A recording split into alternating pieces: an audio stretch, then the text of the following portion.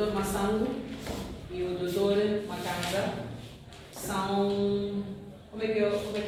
Esqueci de dizer. Juízes. Defensor público do IPAS, que são os parceiros, porque o ICIM, como sabem, que tem uma parceria muito forte com o IPAS, e uma das áreas de formação é mesmo relativa à questão dos estabelecimentos, assistência jurídica dos estabelecimentos penitenciários, não só nas esquadras, e contamos com a parceria do IPAS para essas instituições. E hoje convidamos a eles para poderem estar aqui conosco, para poder falar sobre o prazo de prisão preventiva, entre outros conteúdos. Não só como também o Dr. Makanga e o Dr. Massango, esses são estudantes selecionados para a clínica jurídica 2023-2024 e possivelmente estarão conosco até próximo ano, porque defenderam alguns deles, não vão defender ainda este ano, e contamos com eles para a nossa assistência jurídica. E vou dar a palavra a vocês para poderem não só se apresentar, mas também para poderem falar sobre o tema. Mas antes também gostaria de vos apresentar, temos aí um convidado, que até esse convidado é especial, é o Dr. Batista Omo, que é juiz de execução de penas. Está feito mesmo lá no tribunal, estabelecimento penitenciário da província, né, de Maputo, e também esteve conosco a falar sobre qual era a pergunta? Diga? Execução de penas, exatamente, execução de penas. E hoje está aqui conosco para poder assistir. Estou aqui como aluno, porque é parte do meu modo penal, então acho que é uma matéria que integra-se melhor, até porque eu já tinha sugerido, quando me convidaram para dar este módulo, já tinha sugerido a doutora Luz que tem que estar aqui, tem que ter também um convidado do IPAS. E quando me disseram que já tinham conseguido, eu disse, ainda bem, porque integra melhor, complementa melhor o módulo. Né? Sim. Ok, muito obrigado. Ok. Doutor Makanga, estão à vontade, é uma conversa interativa. E caros participantes, por favor, anotem tudo, dúvidas, não é para estar aqui pensar que eles vão simplesmente transmitir o conhecimento. Vocês também devem participar e colaborar, ok? Muito obrigado. Obrigada, sim. De fato, vamos voltar a discutir sobre a legislação.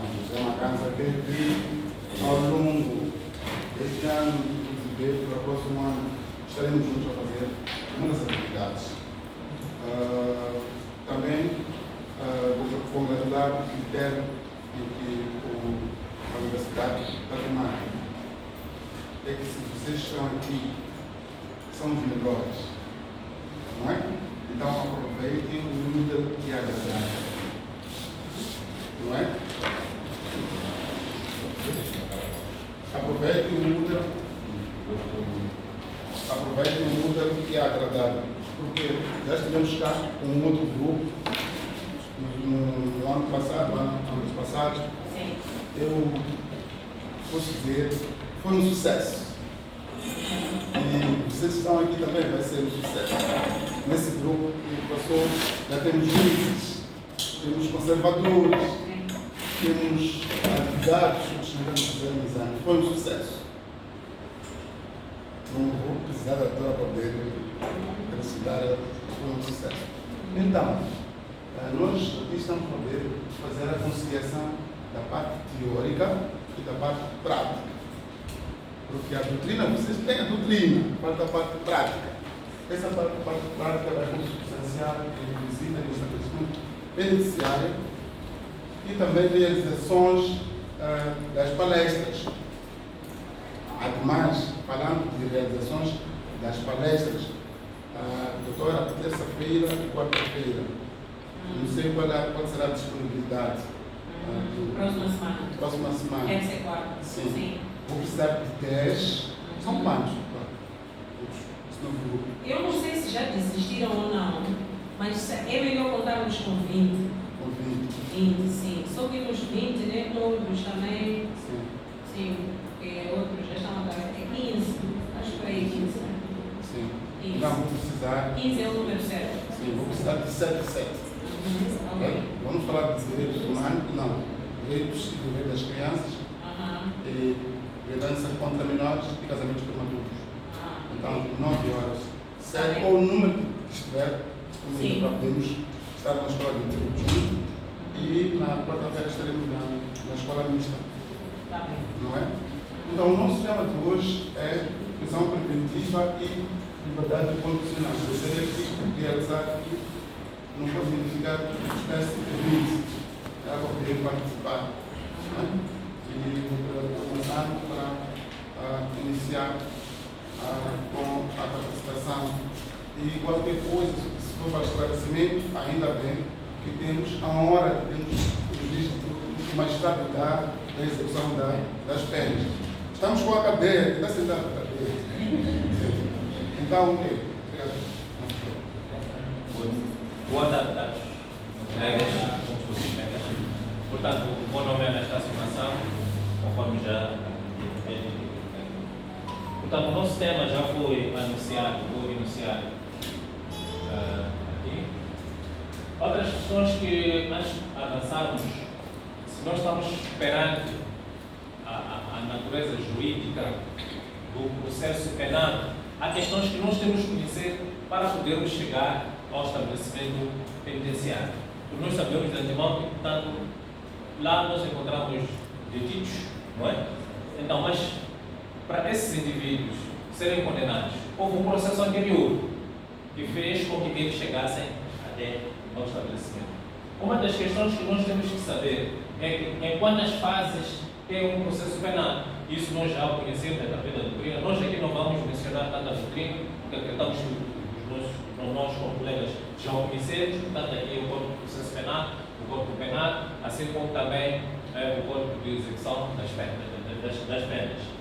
Portanto, nós já sabemos de antemão que, portanto, quando nós perguntamos em quantas fases tem um processo penal, e esta parte é muito importante para nós avançarmos com um processo até praticamente ao estabelecimento penitenciário. Nós já temos aqui, nós temos que ter em conta que temos o inquérito, o julgamento, não é? A instrução e o recurso. Há algumas fases muito importantes que são obrigatórias, não é? Então, neste caso, é o inquérito e o julgamento. Então, estas fases são as partes mais importantes. Outra questão também que nós podemos levantar como dúvida é em que circunstâncias e em que há lugar de uma instrução. Então, encerrado o inquérito, que é uma das fases do processo penal, o Ministério Público vai produzir aquilo que nós chamamos de acusação, não é? Aquilo que nós chamamos de acusação, em função das provas que terão sido recolhidas, não é? Ou para verificar se há existência ou não da prática do crime, em função disso vai-se determinar ou o processo avança ou o processo vai ser arquivado. Também salientar o seguinte, que só há lugar à instrução quando o arguido, neste caso, ou o assistente, não concordarem com a decisão do Ministério Público. Então, daí nós temos que assumir o seguinte, que a instrução visa apenas a comprovar por via judicial da decisão de deduzir ou acusação, ou, assim como arquivar por via do inquérito e submeter ou não esta mesma causa ao julgamento. A outra questão também muito fundamental é a seguinte, será que a instrução realizada pelo tribunal, será a instrução realizada pelo tribunal? A pergunta é sim ou não. Então, nós como já vimos anteriormente, não é? O inquérito é dirigido sempre pelo juiz, é ou não é? Hã? Colega? O inquérito é sempre pelo quê? Pelo juiz. Sim ou não? Colegas? Sim, doutor. Quem concorda? Que o inquérito é dirigido pelo juiz? O inquérito, sim. Não concordo. Diga? Não é dirigido por? Ministério Público. Está escrito. Portanto, o inquérito é dirigido pelo Ministério Público. E o julgamento, quem preside o julgamento é o juiz. Então, esta parte também é muito importante quando nós estamos esperando um processo. Nós não temos que olhar apenas para o estabelecimento penitenciário onde nós vamos terminar, mas também temos que perceber aqui no terreno como é que as coisas elas acontecem. Estamos claros aqui? E depois, será que o público em geral pode participar da instrução? O colega presidente pode chamar? Dionísio de repente pode participar da instrução? Sim. Do processo. Crime.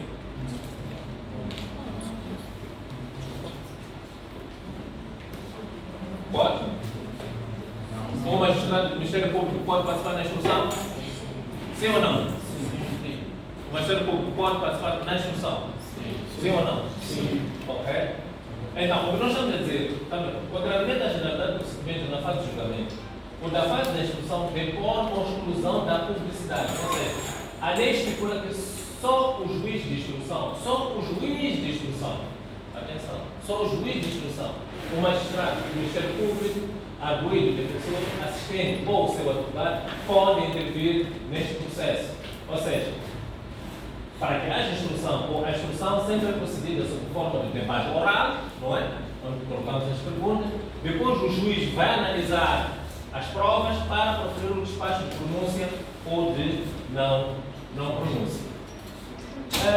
A questão fundamental que se coloca também, porque depois levanta esses debates todos, em que circunstâncias é que é preciso requerer a abertura de uma instrução, ou da instrução neste caso. Embora, neste caso, nós podemos admitir que a instrução é presidida pelo juiz de instrução e é assistida pelos órgãos de polícia criminal, o juiz de instrução não pode realizar por sua iniciativa. Ele não pode entender, mas só pode acontecer quando o arguido assistente a requerer por não concordar com a decisão do Ministério Público.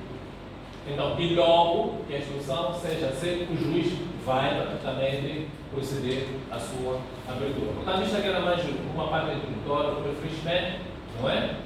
Depois, a outra questão também referente aos prazos, nós temos a existência desta fase eventual. Vai demorar todo o processo, nós sabemos quando começa um processo, tem o próprio seu tempo do termo. O que nós estamos a dizer é o seguinte, é que o Ministério Público encerrará a instrução arquivando os autos ou deduzindo a acusação nos prazos máximos de 6 meses, se houver arguidos presos ou sob obrigação de permanência na habitação, ou 8 meses se não houver.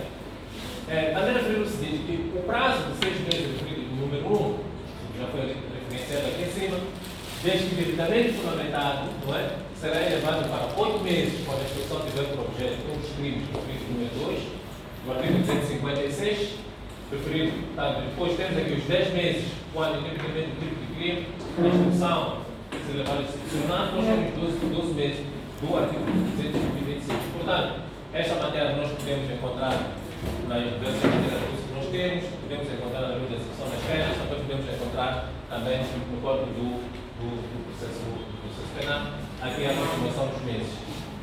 Como é que se realiza a instrução? Essa é uma questão também que nós podemos colocar em mente. Como é que eu começo? Como é que vamos até o direito? Ela tem duas fases. Que a primeira consiste nos atos de instrução que servem para inquirir e recolher provas, não é?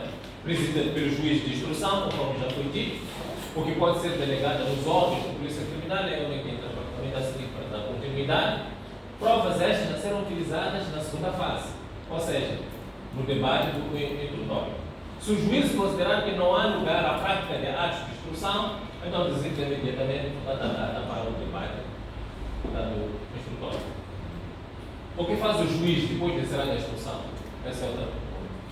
A instrução é procedida sob forma de debate oral, conforme já se disse, até neste caso, o magistrado do Ministério Público, a advogada cheia de perigo, e quando considerar que existe indícios suficientes que devem verificar os pressupostos que dependem da aplicação ao arguido de uma pena, portanto, de uma medida de segurança, ele vai proferir um despacho de pronúncia e vai remeter ao tribunal para se marcar a data do julgamento.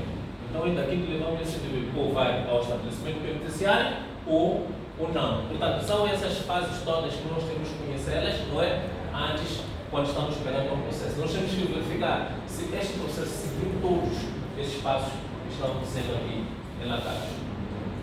Aqui podemos já entrar no documento de próprio tema? Caros colegas, Vamos ser proativos. podemos avançar? Podemos avançar? Sim. Portanto, Aquilo que o meu colega estava a explicar, vamos lá aplicar os incisórios do Código Civil, o silêncio, vale como uma celebração. Podemos avançar. Silêncio, sim. ok. Portanto, nós quando estamos a falar de caso de prisão preventiva e liberdade condicional, temos aqui como legislação, não é? O famoso garotinho, não é? E temos esta nossa lei, que é a lei de execução das penas, temos também, portanto, a nossa lei 25 de 2019, de 26 de dezembro, não é? Que é a lei 18 de 2020, que vai alterar basicamente o artigo 256, que é o nosso tema fundamental. Portanto, uma das questões fundamentais que temos que saber, já passamos da fase da instrução, neste momento estamos perante a um arguido. Não é? E são os conceitos que o arguido significa ser um sujeito processual, que ele vai ser constituído como tal, sem ou contra quem haja sido deduzida uma acusação ou tenha sido aberta também uma instrução, conforme nós já vimos anteriormente. A condição essencial para a aplicação de uma medida de coação, neste caso, é a prévia constituição como arguido, portanto, os artigos 66 do Código do Processo Penal, portanto, da pessoa que dela for o objeto, ou seja, porque o estatuto do arguido, não é? E porque o verdadeiro sujeito processual desta mesma pena ou penal se trata, ele praticamente vai ter alguns direitos essenciais, não é? De modo que, de forma livre, ele exerça praticamente aquilo que é o seu direito de defesa. Nós sabemos que todo cidadão tem direito a defesa, acesso ao tribunal. E assim. Na Constituição da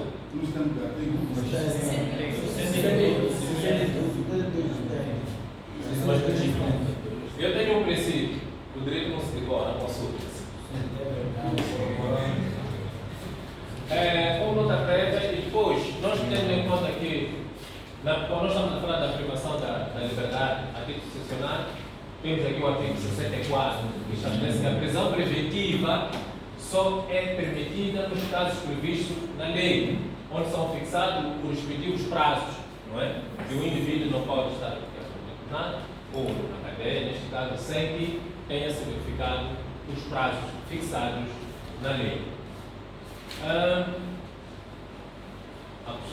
Portanto, há outra questão, nós temos que ter duas situações: detenção e prisão preventiva. O que é que nós entendemos por detenção?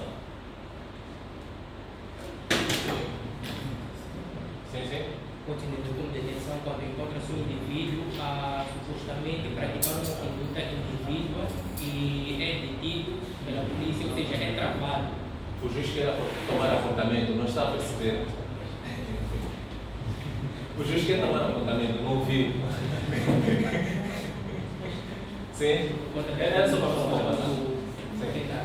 Acredito que a detenção seja o primeiro processo, ou seja, não foi aberto nenhum processo. Pode haver indícios, pode ser encontrado um suspeito, é detido. Detenção pode ser como é travado o indivíduo de certo ato para que seja aberto um processo e posteriormente a investigação. Concordo, colega, vou perceber, aliás. Também que não estamos para concordar ou não concordar, essa é uma questão de percepção. Tá? Todos estamos aqui na faculdade. Depois temos da legislação que nós vamos consultar.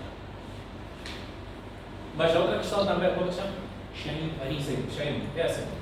Quando estamos perante esta situação, não foca apenas em mim. Tens que ter capacidade de mobilidade do seu pescoço, não é? Chegar um pouco na sala. Porque estás perante também de uma plateia, uma assembleia, está a perceber, né? Porque a resposta não é dirigida a mim, mas sim é dirigida aos colegas. Não tens que ter essa capacidade. Está assim, mas colegas, isto aqui pensa assim e assim. Está certo, obrigado. Sim. E prisão preventiva? Prisão preventiva, caros colegas, o que é que nós entendemos?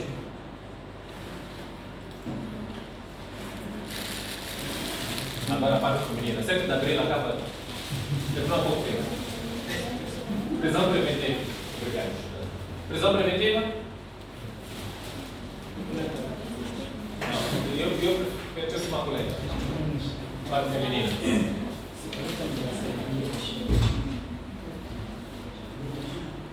Nós vamos à cadeia, vamos encontrar esse tipo de situações.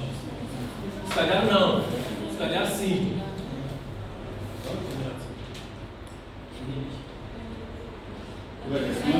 Sim. Acho que alguém fica preso preventivamente quando é suspeito. Quando é suspeito? É? Mas não dá resposta? Sim? Eu acho que a prisão preventiva é a privação da liberdade até que se averigua o pecado. Até que se averigua. Sim, mas? Sim? Sim? Qual é o conceito que trazemos? Eu penso que a prisão preventiva de um arguído quando percebe que a sua presença fora da cadeia, neste caso, pode atrapalhar as diligências da polícia, do Ministério Público. Assim eu posso levar o colega para casa uma prisão preventiva? Não, também se ele for suspeito de algum crime. De algum Crime. Apenas. Sem que tenha havido discussão, sem que tenha havido. Então, aqueles conceitos que nós vimos anteriormente, temos que trazer aqui. Sim, porque nós não vamos meter este indivíduo apenas e dizer, o senhor agora fica aqui em prisão preventiva. Em prisão preventiva, porque a instrução ela está a decorrer. Sob suspeita de, aquilo que a colega havia dito, documentos, portanto, perturbar aquilo que é a ordem, não é? da investigação. Então, nós trouxemos aqui a diferença entre prisão preventiva e detenção. Nós temos que a detenção não se confunde com a prisão preventiva. Ou seja, a diferença entre elas reside pelo fato de a prisão preventiva ser uma medida de coação que se aplica apenas ao arguido, ao passo que a detenção não é medida de coação, e por isso o detido não tem necessariamente que ser arguido. Está? Nós já vimos várias vezes que, tanto no Balanço Geral, tanto um programa de uma televisão que não vou fazer a publicidade, mas que, portanto, as pessoas são de ser apresentadas aqui, a pergunta é, são detidos ou são arguidos aqui? São detidos, não é? Porque a instrução ainda está a ocorrer. Então, por exemplo, pode o juiz ordenar a detenção da testemunha que devidamente notificada tenha faltado justamente a uma audiência de julgamento, por forma a assegurar os respectivos dados processuais. Aqui estamos esperando praticamente a detenção. E estas situações, algumas vezes ocorrem nos tribunais, não é? O testemunha, tanto aquele para comparecer junto ao tribunal, para testemunhar por fato, e ele simplesmente não aparece. Pode-se mandar um mandado do mundo que esse indivíduo seja detido. Depois, só o juiz tem a competência para ordenar a aplicação da prisão preventiva. Só o juiz. Enquanto os tribunais, o Ministério Público e a polícia têm a competência para a emissão do mandato de detenção. Então, nós quando estamos não temos que verificar esses pressupostos aqui. O senhor foi detido? Sim. Ou, neste caso, qual é? Neste caso tem prisão preventiva? Sim. Será que é o tribunal? É o Ministério Público? Não, o que acontece é o seguinte, é que o que aconteceu aqui é que o juiz, não é? É que ele ordenou a minha prisão preventiva. Então aí nós, como advogados ou como defensores públicos, não é? Aí vamos submeter depois mais tarde a discussão do que vamos chamar de recurso, não é? Então ele está sob prisão preventiva de forma ilegal. Porque aqui temos instituições, neste caso, que são o Tribunal, o Ministério Público e a Polícia, que tem competência para a emissão de mandato de detenção. E o juiz ordena, praticamente, a aplicação da prisão preventiva. Está? O conceito de recluso, portanto, nós já estamos a caminhar para a cadeia, neste caso, né? Suponhamos que um homem, neste caso, vai citar uma mulher na rua que dispara para derrubar uma estudante da cadeia. A vítima acaba por falecer. Então, na sequência desse disparo, após ser apanhado pela polícia, o assassino aqui é condenado a 20 a 24 anos de prisão pelo homicídio agravado, 160 CP. Então, isto significa que durante esse período o homem será um presidiário. O senhor aqui, estamos a ver aqui, não terá liberdade de onde ir, onde pretende ir, ou seja, vai permanecer fechado na prisão. Então, Aqui, nós verificamos que, pelo crime que ele praticamente cometeu aqui, ele vai ter que ficar esse tempo todo até cumprir a pena. Aqui já não há metade da pena em um ciclo. E conforme referido ao artigo 184, que é a prisão preventiva, em conformidade com este princípio, a presunção de inocência, ela executa-se de acordo com o disposto na decisão judicial que vai determinar a sua aplicação. Ou seja, e depois temos outra questão. Nós, quando encontramos os nossos presidiários, não é? Eles podem querer frequentar alguns cursos de formação profissional, dependendo daquilo que é a sua habilidade. Depois temos, aqui também nós encontramos a prisão preventiva. Nós estamos a dizer que o detido apenas pode permanecer em estabelecimentos ou unidades penitenciárias destinadas à guarda de detidos por despacho ou autoridade judiciária competente. Portanto, nós, quando formos à cadeia, nós temos que verificar esse pressuposto. Porque pode-se dar uma situação de, creio que não é, mas vamos levantar uma hipótese, né? Em que a polícia pegou indivíduos, derrubou-lhe pagos, levou, porque eu trabalho também na cadeia, chegou e meteu aquele indivíduo lá. Aquele indivíduo não tem processo, não tem nenhuma instrução.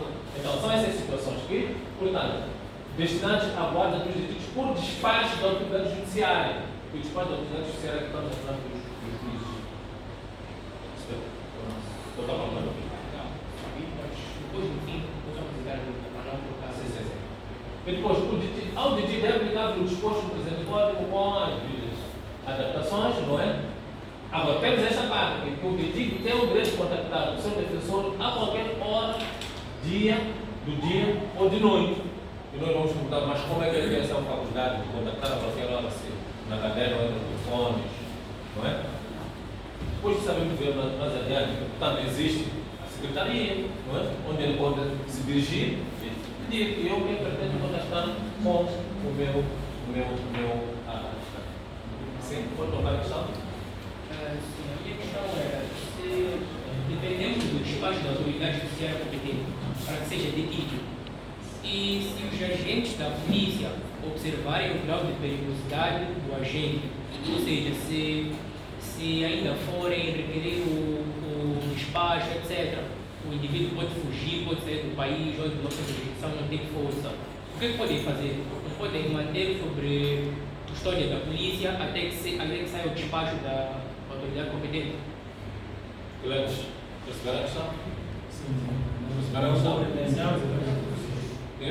Sim, eu percebi. Eu penso que o colega levantou aspectos que fundamentam a prisão preventiva, a periculosidade, quando há morte disso, né?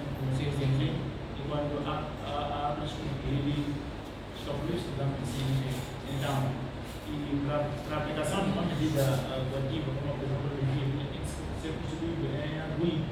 Então, isso não poderia se aplicar essa medida ao indivíduo. Outro colega?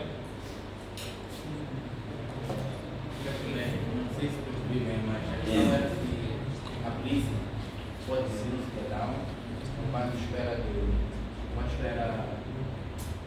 um despacho da autoridade judiciária. Não necessariamente deter, mas manter sob sua custódia, não necessariamente nas celas. Mas privar da liberdade, não necessariamente nas celas. Pode ficar com o cidadão até que saia o despacho, por exemplo. Essa é a minha questão. Acho que não foi claro. Não mantendo nas celas, onde é que vai ficar? Exatamente. Para entrar nas celas deve ter um despacho. Certo? Então é essa a questão que eu estava assim, não sei se o colega foi considerado explicar. Se o arbítrio está por prisão preventiva, não vai ficar na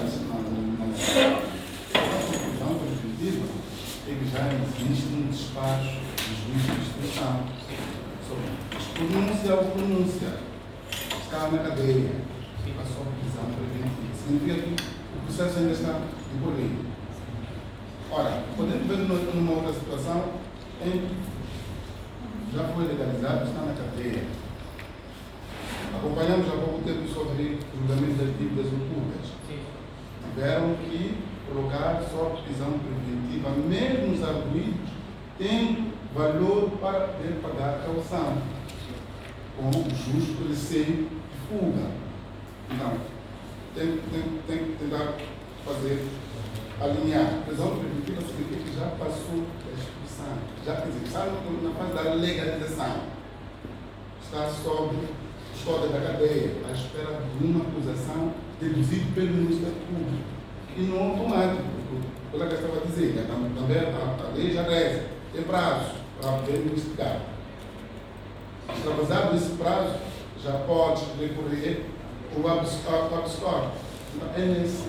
A polícia não tem legitimidade. Quer dizer, eu considero a questão bastante incongruente. Sim. Sim. Devo voltar para a cidade. Muito obrigado. Devo voltar para a cidade. É a razão que levantamos a questão. Detenção e prisão preventiva. São dois termos praticamente subjamente diferentes. Vamos. A detenção não se confunde com a prisão preventiva. A diferença entre elas reside no fato de a prisão preventiva ser uma medida de coação que se aplica apenas ao arguido. Atenção. E para ele ser considerado como arguido, porque já passou por todas as etapas de extinção. Não é? O juiz praticamente ele coloca. Ao passo da detenção, não é medida de coação. É por isso o detido não tem necessariamente de ser um arguido. Está clarificado? Sim, nós vemos algum indivíduo está com a polícia, aquele indivíduo foi detido. Não é? Foi detido. Está na esquadra, foi detido. Está onde? Está na esquadra, foi detido. Então, vamos segunda-feira, parece que já não está, já está no juízo de instrução criminal. E aí já começamos a ficar preocupados. Aqui, afinal de contas, não se percebe. O juiz lá ordena a sua prisão, ou não. Não é? Sim. Quando ordena a sua prisão, portanto, de modo que até o processo continua até final no julgamento. Ele vai poder provar, não é?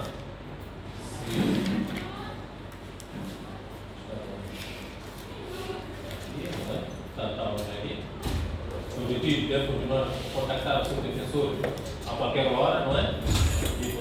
E depois, temos aqui, se considerar aqui em 4, só que dá para colocar aqui o colega, no caso das medidas, o juiz pode impor ao arguido a prisão preventiva. Quando, neste caso, quando houver fortes indícios da prática de crime de uso punível com pena superior a 2 anos. E a minha pergunta, se for 1 ano, podemos manter esse indivíduo na prisão preventiva? Não. A lei está mais claro. Então, o que vai acontecer? É que lá na cadeia, poderemos eventualmente encontrar indivíduos que, quando formos concursar a lei, e vemos que aquele crime que ele praticou é 6 meses, apenas, ou de 1 ano. Então, é onde é que entra o nosso papel. Não sei se está a ficar claro. É aí onde é que entra o nosso papel. Então, nós temos que concursar o processo. O que é que aconteceu? Eu roubei uma carteira. Que tipo de crime que praticou? Eu roubei um telefone. Vamos consultar a nossa Bíblia. O que é que aconteceu? Qual é a pena? Então, nós estamos, se houver indício da prática de crime punível com a pena superior a 2 anos, ou se tratar de uma pessoa que tiver penetrado ou permanece regular no território nacional ou contra qualquer recurso de extradição ou expulsão, mostrando-se que o arguido sujeito à prisão preventiva sofre da doença psíquica, o juiz pode impor ouvir também do defensor, e sempre que possível, um familiar, de modo que também esse indivíduo esteja hospitalizado, não é? Adotando algumas medidas cautelares necessárias para prevenir os perigos de fuga ou cometimento de novos crimes. Estamos a colocar a seguinte hipótese: alguém depois simula uma pequena perturbação mental, não é? Então ele vai se levar, vai se deixar no hospital psiquiátrico e pronto, vai ficar por lá. Não é bem assim. A polícia, neste caso, que é a polícia da cadeia, não é? Tem que ficar ali para notificar este perigo aqui de fuga. É função do crime que ele praticamente praticou. Nós temos que ter atenção quanto a essa pequena particularidade. Depois também, há esta questão da suspensão da execução da prisão preventiva. O que é que nós estamos a dizer? E quem ordena a prisão preventiva e quem suspende a prisão preventiva é o juiz. Não quem entra no Ministério Público. Então nós estamos a dizer que no despacho a aplicar a prisão preventiva durante uma execução desta, não é? o juiz pode estabelecer a suspensão da execução da medida. Se houver uma razão, por exemplo, de doença grave deste mesmo arguido, não é? Podemos dizer, pronto, estamos a emendar, porque pronto, não é este capítulo, mas quando nós estamos a falar de prisão preventiva, é uma das medidas de coação. É uma das medidas de coação. Nós temos lá relatórios para a prisão domiciliar, por exemplo, não é? Então, se esse indivíduo está com uma doença grave, não é? Pode praticamente suspender-se essa mesma execução da prisão preventiva. Então, durante o período de suspensão da execução preventiva, o arguido fica sujeito à medida prevista no artigo 242, depois vão consultar, e a qualquer outros que se forem inadequados. Ou seja, também há um internamento hospitalar desse mesmo indivíduo, quando se tratar praticamente de alguma doença.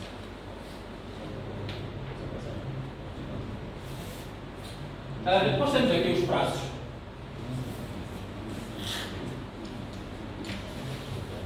Temos aqui, por exemplo, vamos entrar concretamente nos prazos, que o artigo 256 do CPC não é que os prazos de duração máxima de prisão preventiva.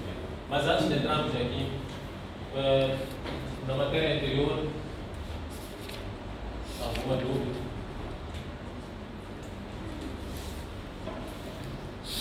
Hoje vamos passar esse ficheiro. Sim, nós não necessariamente tirar foto, vamos por onde sequer vamos continuar a exigir as capacitações, é apenas a admissão. Eu, na altura, quando estudante, tínhamos um professor, ele dizia, não se preocupem em passar alguma coisa. Ouçam, escutam, recebem. E aquele que sempre acompanhava, como eu dizia, nós íamos fazer os testes, sem consultar nada, quando era for distrai, o próprio seu exame de percepção. Portanto, esse artigo, portanto, nós vamos falar para a duração máxima, trouxemos aqui, não é?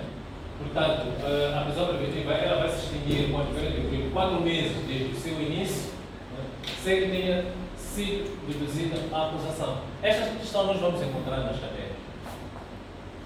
Creio. Também já fui para lá várias vezes. Há muitas questões. Xamambula, Mafalala, Machaqué, Cambuquana, devido à natureza dos crimes que esses sujeitos estão lá. Então vamos ver o que está acontecendo. Então, 4 meses depois da notificação da acusação, esse indivíduo praticamente já, sem que, havendo lugar à audiência preliminar, tenha sido proferida o espaço de pronúncia. Então, esse indivíduo, o que nós vamos fazer quando vemos que esse indivíduo está, o prazo de prisão preventiva já passou? O que a gente faz? O que vamos fazer? Vamos requerer agora, como se chama? O seu Chaim já é advogado, está na cadeia, não é? Então, vai dizer ao juiz que eu requero habeas corpus, termina por aí? Temos o artigo 66. Então, temos os termos do artigo 66 da Constituição da República. E o advogado com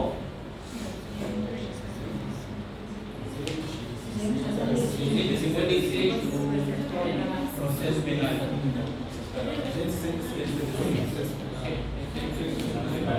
Temos que conjugar esse coisa. Então, já estamos elaborando um segundo. Tá? Recebemos já 10%. Então, dando continuidade, não é? Portanto, também depois esses prazos são elevados, até 6, 10 meses, em caso de terrorismo, se for o caso. Portanto, ou seja, se alguém for detido de ter sido acusado de prática de terrorismo ou criminalidade violenta, altamente organizada, o prazo só se extingue após entre 10 meses. O que está escrito aqui é o que a interpretação nos dá. Está claro? Estamos juntos até aqui? E depois, os prazos do número 1, de apresentação elevados, para 12 a 16 meses, quando o procedimento é quando as infrações escritas número 2 que estão aqui, pesado, que é o caso do terrorismo, de posse. Né? Eu penso que essa matéria que é uma matéria mais complexa jamais vista. Pronto, só definir quem é um terrorista, o que é o terrorismo, quem é um terrorista, depois vai se é a população, se não é a população, e por aí assim, mas é uma matéria complexa. Estamos a dizer que a prisão preventiva pode ser extinta por decisão do juiz. Quando estando no processo em recurso, não é? A prisão preventiva tiver durado o tempo correspondente à metade da pena fixada, desde que verificados os pressupostos da liberdade condicional. A condicional, portanto, é um fator que nós vamos ter. Então, se existirem vários processos contra o mesmo arguido, por crimes praticados por ele antes de ter sido aplicada a pena de prisão preventiva, não pode exceder os prazos previstos nos números anteriores do presente. Estamos a falar lá dos 6, 10 meses, 12 a 16 meses. E na duração dos prazos de duração máxima de prisão preventiva, são incluídos os períodos em que o arguido tiver estado sujeito à obrigação da permanência na habitação. Nós temos aquelas situações que o senhor praticamente não pode ser do país, não é? Perdido praticamente os documentos, neste caso de viagem, não é? Também podemos ter aqui também outro aspecto, que pode tiver sido ordenado a perícia, cujo resultado possa ser determinado para a decisão da acusação de pronúncio ou final, desde o momento da ordem de efetuação da perícia até a apresentação do relatório. Então, aqui é o período ou momento em que pode suspender a duração máxima da prisão preventiva. Estamos assumindo que a duração máxima da prisão preventiva são 16 anos. Mas ela pode ser reduzida, verificado esses pressupostos, que é o artigo 258 do CPC. O 59, 259, estamos a dizer que o arguido sujeito à prisão preventiva é posto em liberdade logo que as medidas se extinguirem. Portanto, sabe, nós temos que verificar-se próprio, este indivíduo que foi detido, esse sujeito que foi detido, não constitui nenhum perigo para a continuidade da investigação do próprio processo. Este indivíduo não constitui nenhum perigo também para a fuga desse indivíduo. Então, portanto, também pode se extinguir. E também a sua libertação tiver lugar por serem esgotados os prazos da duração máxima de prisão, o juiz pode sujeitar o arguido a alguma ou alguma das medidas previstas nos artigos anteriores. Portanto, estamos falando do artigo 234, 241, esses artigos aqui não podem ser datados, portanto, no Código do Processo Penal. Quando é que o magistrado, né, do Ministério Público promove junto ao juiz a aplicação ao arguido da prisão preventiva? Quando é que o magistrado do Ministério Público promove junto do juiz, não é ao juiz, é junto do juiz a aplicação? Portanto, este magistrado do Ministério Público só promove a aplicação ao arguido da prisão preventiva quando considerar que se mostrem insuficientes as outras medidas de coação, designadamente a prestação de calção, a apresentação periódica, proibição de ausência, suspensão do exercício de profissão. Nós estamos a dizer que só promove a aplicação ao arguido, só promove. Normalmente nós já temos visto anteriormente tratamento de quem é que ordena a prisão preventiva. Nós sabemos que o Ministério Público e os tribunais andam sempre juntos. Então, este processo de aplicação da prisão preventiva, não é? O juiz ordena, o processo sobe ao Ministério Público, analisa. Se ele verificar que, afinal de contas, aqui ainda há elementos praticamente que se mostrem suficientes, né? Outra educação, desenvolvimento da produção de precaução, apresentação periódica ou proibição da profissão, não é? Então, o Ministério Público vai promover a aplicação ao arguido. O juiz vai também. A título exemplificativo, quando houver fortes indícios da prática de crime doloso punível com pena de prisão de limite máximo ou superior a 2 anos, pode ser imposta ao arguido a prisão preventiva. Esta questão nós já tínhamos visto anteriormente, não é? Nós dissemos que não é possível, quer dizer, não é possível, mas pronto, a lei não permite com que se aplique, portanto, a prisão preventiva quando for apenas 1 ano. Eu estava dizendo que tínhamos sido um pouco divertido para poder ver se vocês estão a perceber. Eu quero que vocês me explicassem quando a informação diz suspensão periódica de prisão preventiva. depois diz a apresentação provisória. Como incorpora essa apresentação provisória? Não, podia ser uma outra pessoa para não ser. Quando diz que é a apresentação periódica do indivíduo ao tribunal.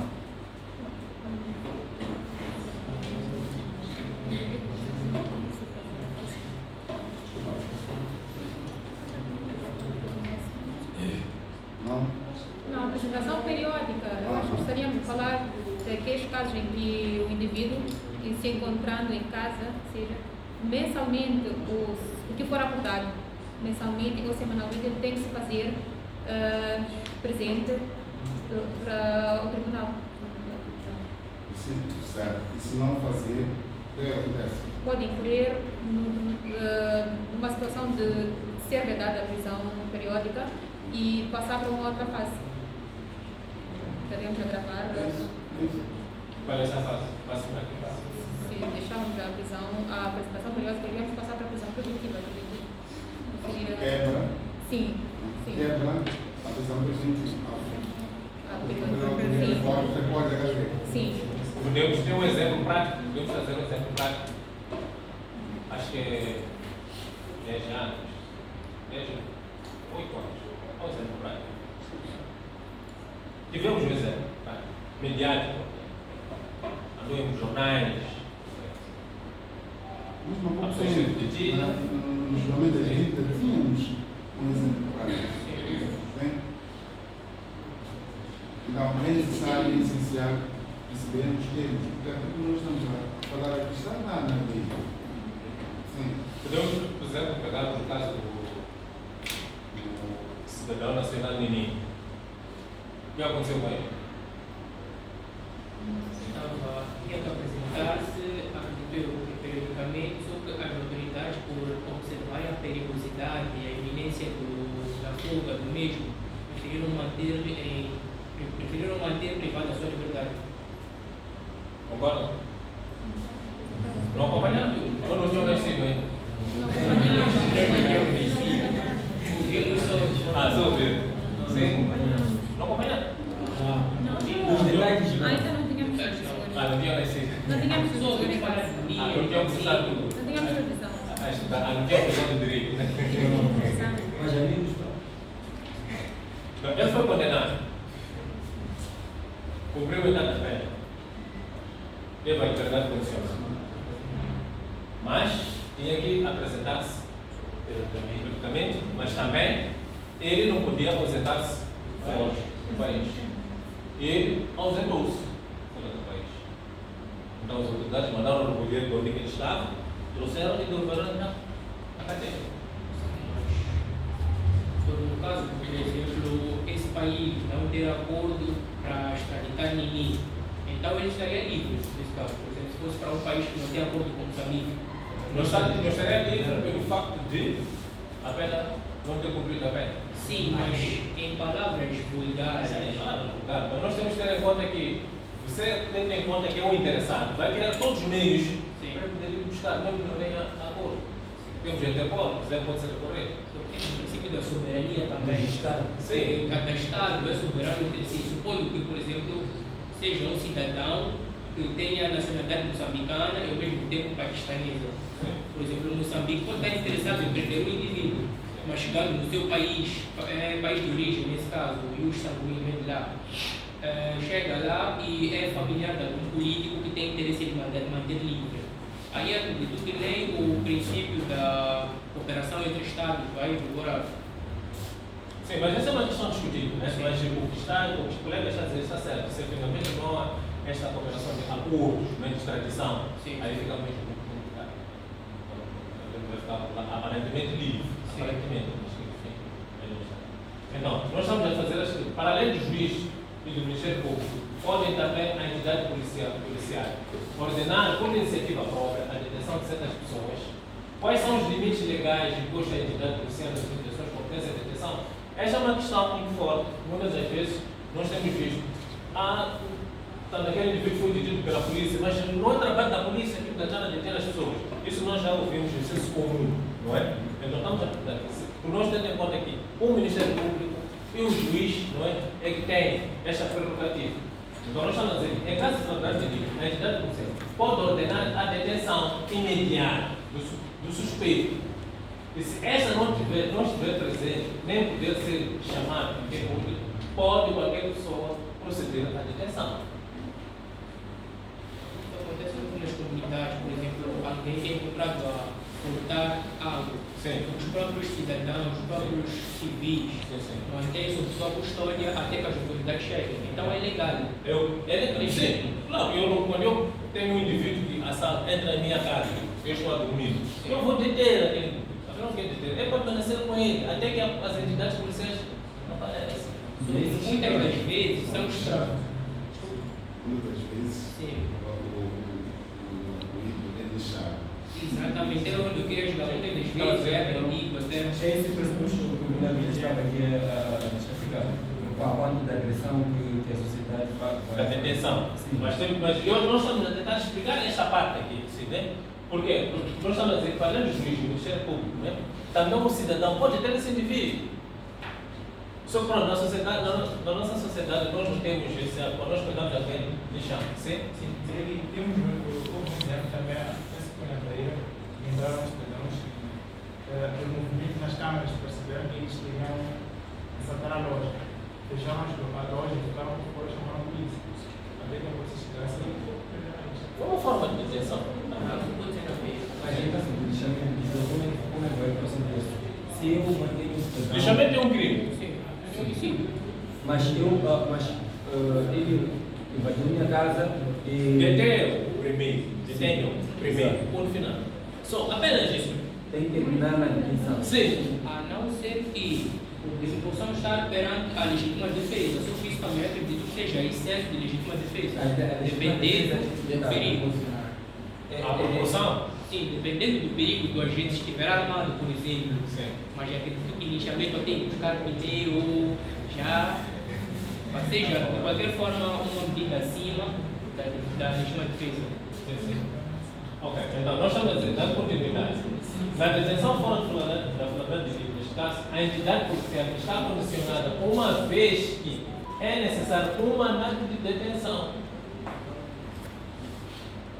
Estamos claros? Sim.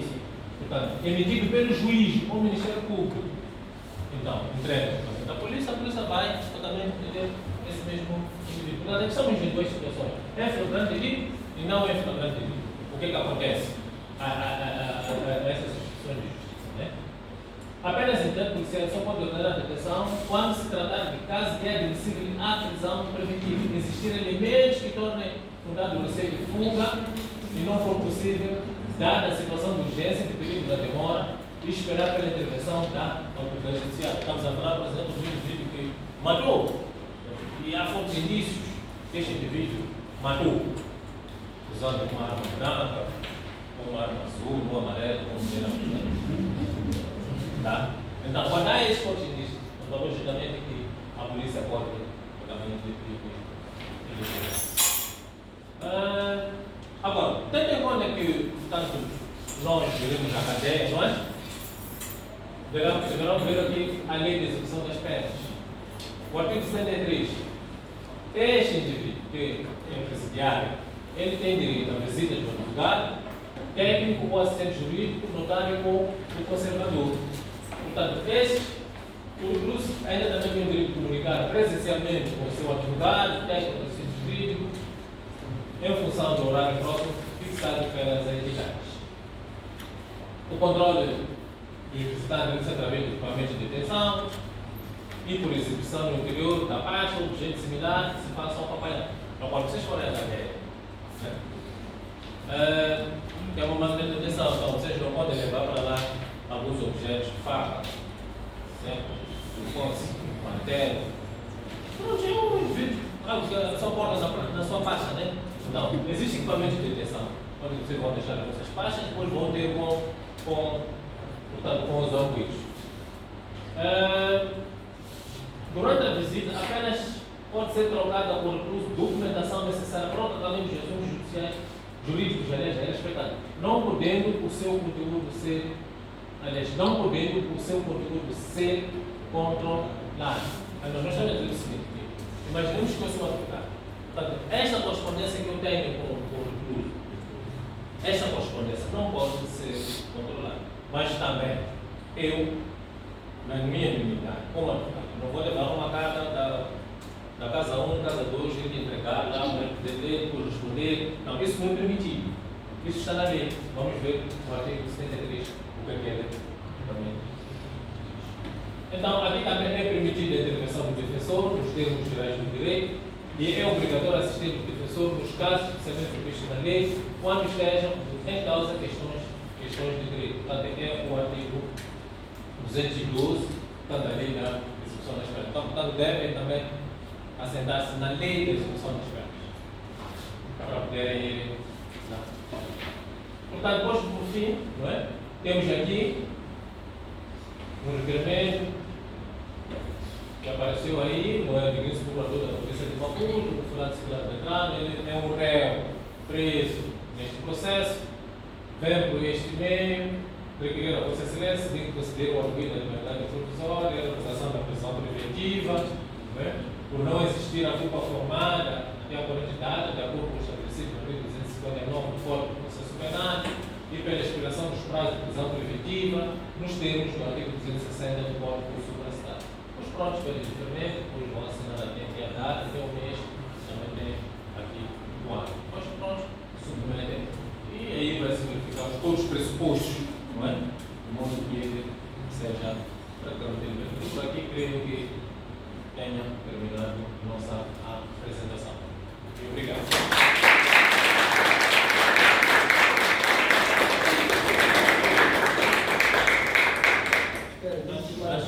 Antes de encerrarmos mais.